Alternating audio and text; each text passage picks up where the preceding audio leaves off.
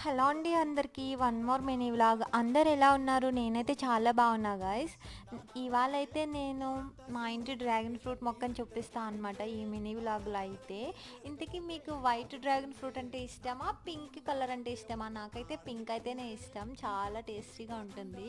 మేము last year కొన్ని seeds plant చేసామన్నమాట. అవి అయితే వైట్ డ్రాగన్ ఫ్రూట్వే, మంచిగా గ్రో అయ్యాయి. నెక్స్ట్ టైం తెచ్చుకున్నప్పుడు ఇలా పింక్వి కూడా కొన్ని కలెక్ట్ చేసి వేసా.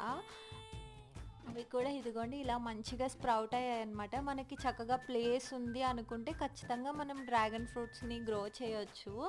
ఎందుకంటే దానికి ప్లేస్ ఉండాలి అండ్ అలాగే సపోర్ట్గా కర్రలు అవి కట్టేసి వేయాలన్నమాట. ఇదిగోండి మేమైతే ప్రస్తుతానికి కుండీల్లోనే ఉన్నాయి, బకెట్లో పెట్టాము. ఇవి అయితే 1 ఇయర్ ప్లాంట్స్.